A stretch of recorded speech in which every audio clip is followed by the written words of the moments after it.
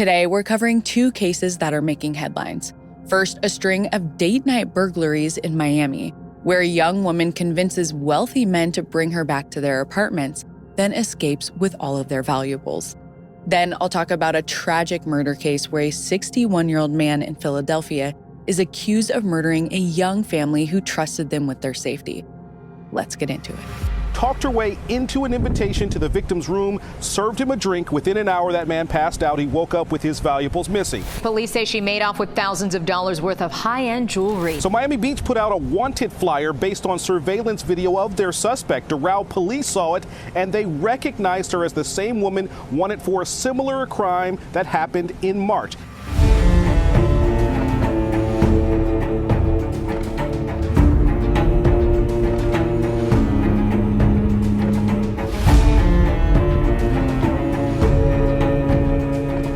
I'm Katie Ring, and this is Crime House Daily, your weekday true crime companion. We follow the cases making headlines now where justice is still unfolding. This is a First Watch episode bringing you today's biggest crime stories. Don't forget to subscribe to my YouTube channel at Crime House Daily so you never miss an episode. This episode discusses active criminal cases and breaking news. The information we share is based on what's publicly available at the time of recording and may change as new evidence comes to light. We aim to inform, not to decide guilt or innocence. So everyone mentioned is presumed innocent until proven guilty in a court of law.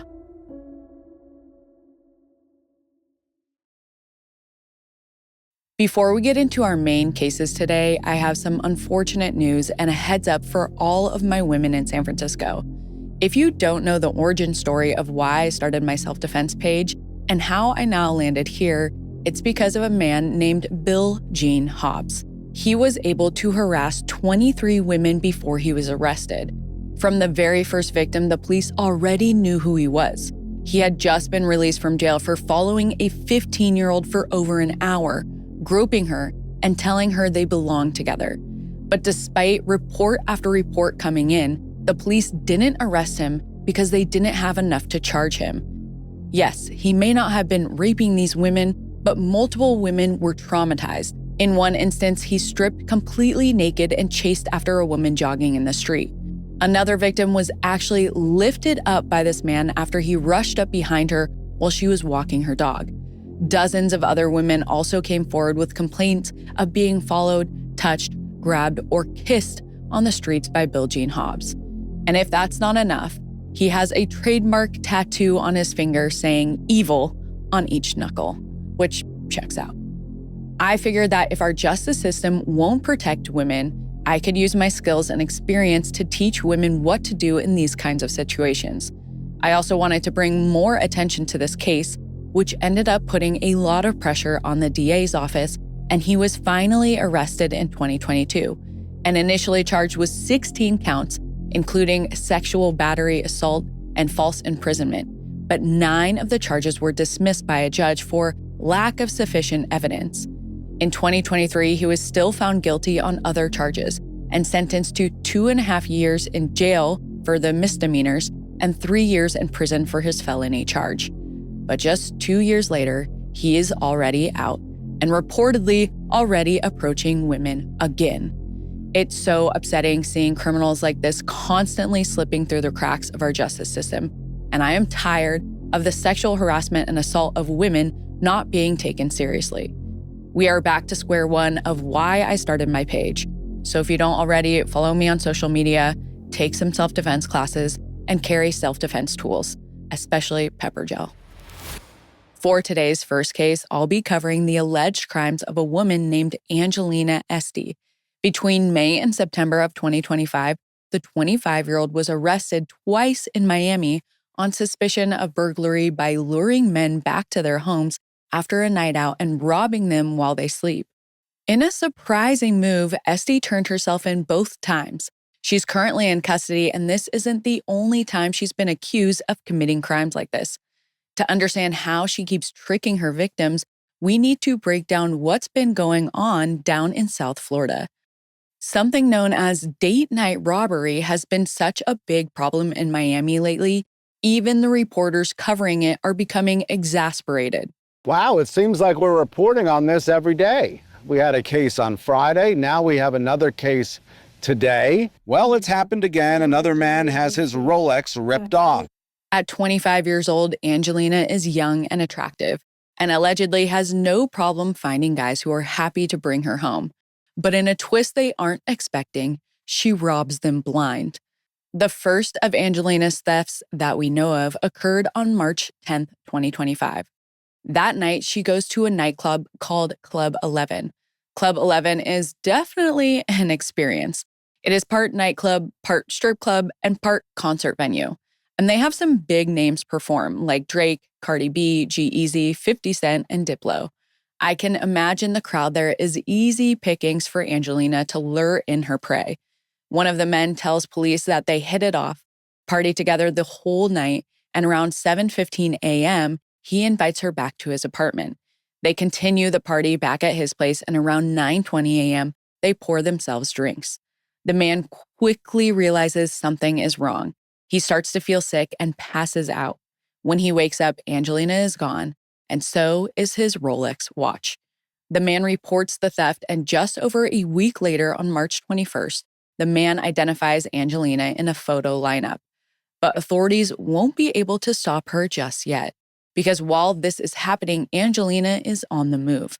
On March 22nd, Angelina is at a bar called the Blackbird Ordinary. She's going by the fake name Sierra, and she has a friend with her going by the alias Regina. Again, the girls choose a target, party with him into the early morning hours, and he invites Angelina back to his apartment, and she accepts.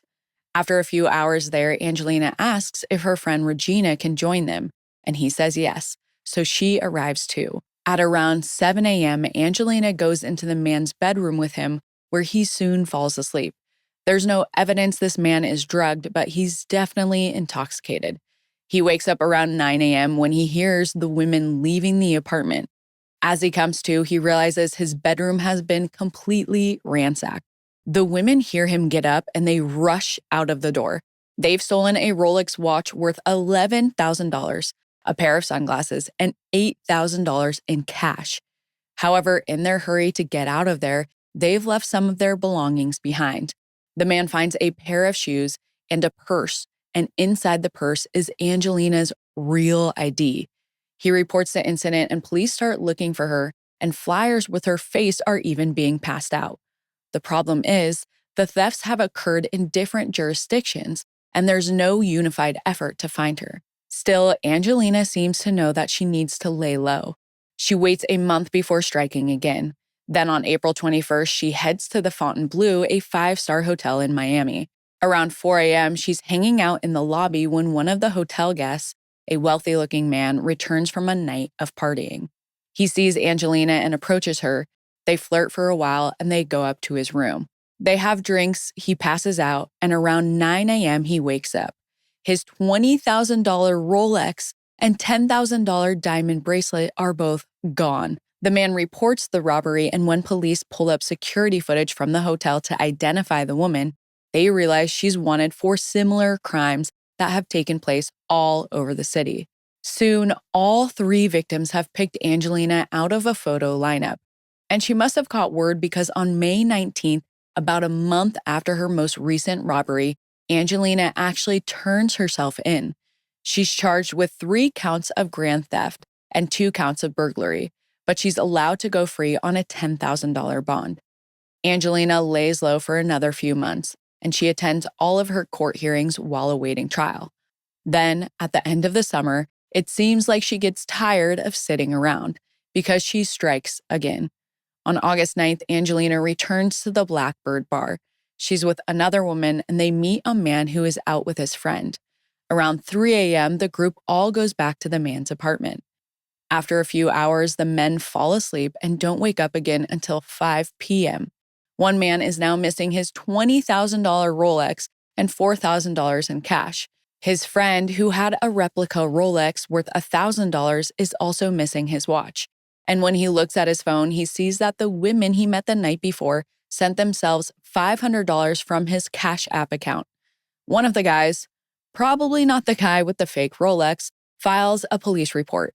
In the filing, he says he believes he was drugged because he doesn't remember much of what happened.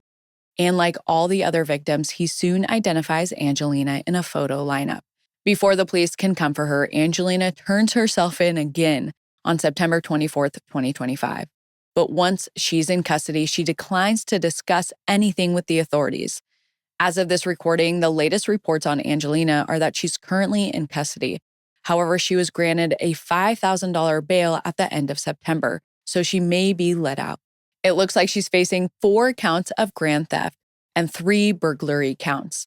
But that may change as police gather more evidence and may even find more victims. One thing I've found very interesting in this case is the response on social media.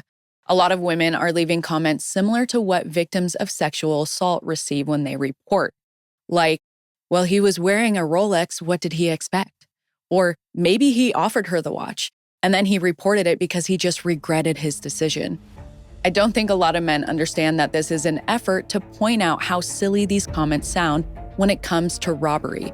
It makes me sad that no other crimes receive the same amount of victim blaming as sexual assault cases, and most of them are immediately believed. Just something to think about.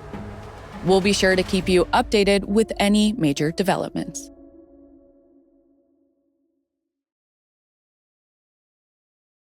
Today's second case is out of Pennsylvania, where a 61-year-old man named Jose Luis Rodriguez has confessed to killing an entire family.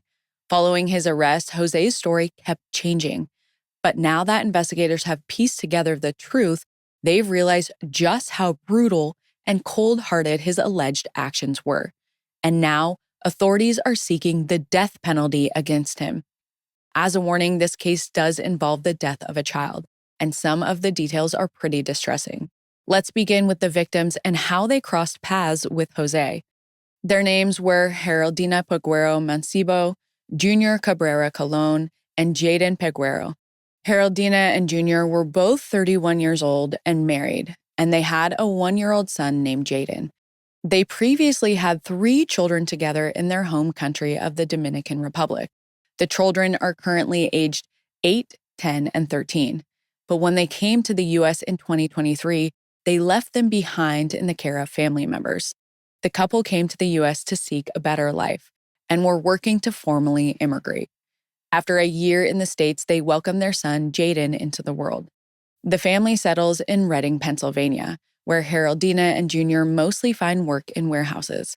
It's at their workplace they meet 61-year-old Jose Luis Rodriguez. Jose is also from the Dominican Republic, but has been living and working in the U.S. for a long time. They all get to talking, and the couple tells Jose that they're having trouble finding a stable place to live. There's an apartment they're hoping to rent, but they're worried that because of their documentation status, they won't be able to. That's when Jose agrees to help them out. He says he'll pretend to be Geraldina's husband so they can pass a background check. In order for Junior to live there without suspicion, they tell the apartment staff that he's her brother. Now, Jose isn't necessarily a reliable witness, but he claims that part of this arrangement involves having some kind of sexual relationship with Geraldina, and that he also offers the family additional financial assistance.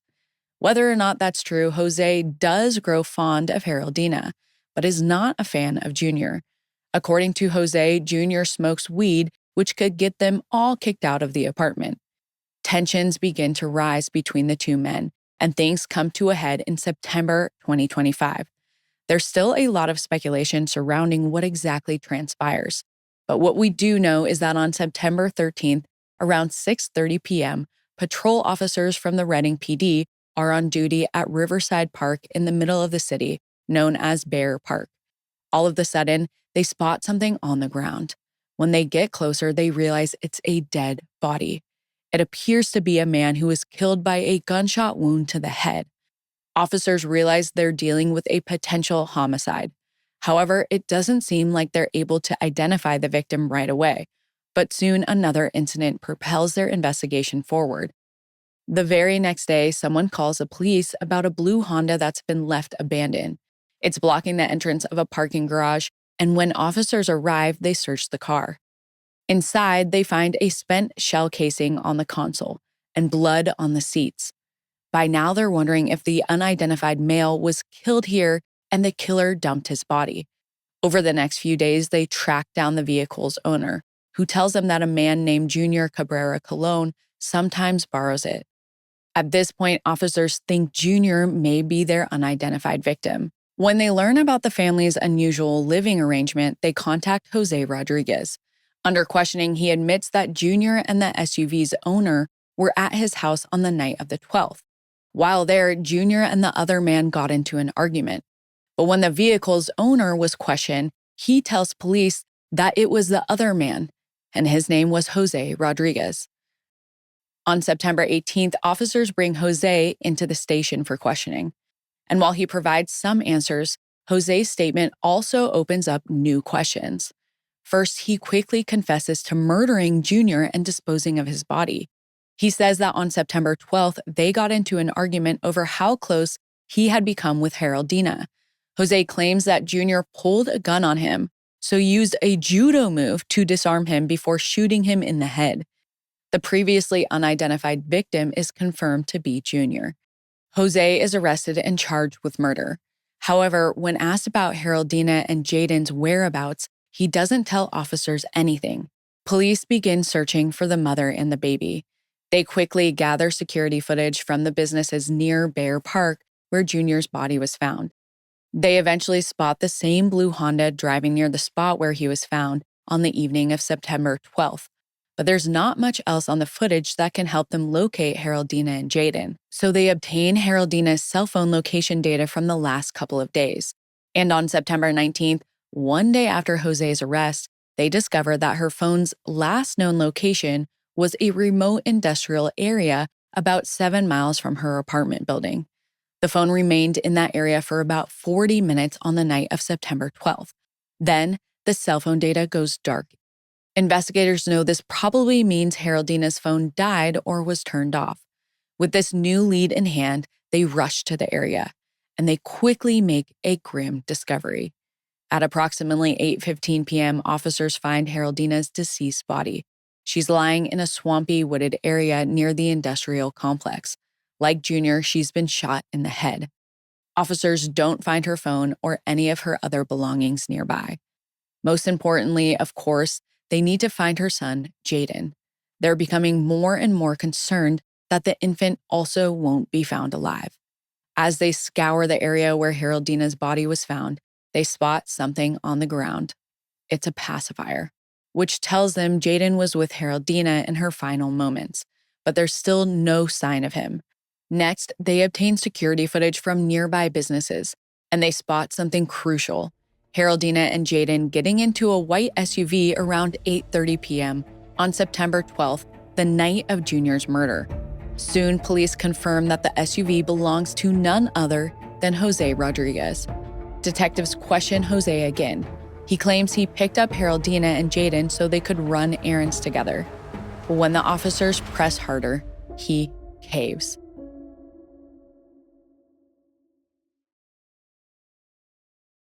After Geraldina Peguero Mancebo's body is discovered on September 12, 2025, Jose Rodriguez finally admits that he killed her.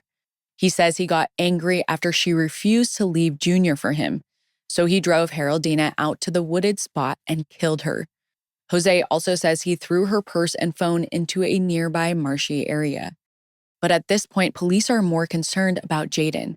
That's when Jose finally admits that he killed the infant boy too. He says that after disposing of Geraldina's body, he put Jeyden back in the SUV and drove a little ways down the road. He pulled up alongside a swampy area and threw Jeyden into the water to die. On September 20th, officers search that area and they find the infant's body. An autopsy later confirms that he died by drowning. Jose is charged with 3 counts of first-degree murder, 2 counts of abuse of a corpse, 3 counts of third-degree murder, as well as additional charges for tampering with evidence and having a gun without a license. Since he's already lied to authorities once, they keep trying to get a truthful explanation for his crimes. Eventually, Jose says that he and Geraldina spoke every day, to the point where it made his own wife jealous, and she threatened to divorce him.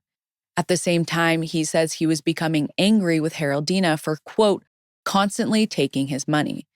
Jose also admits that he killed Jeyden just so that he wouldn't get caught, and that before carrying out the murders, he had already picked out the spots where he would leave each victim's body. Finally, he tells them where he discarded the murder weapon.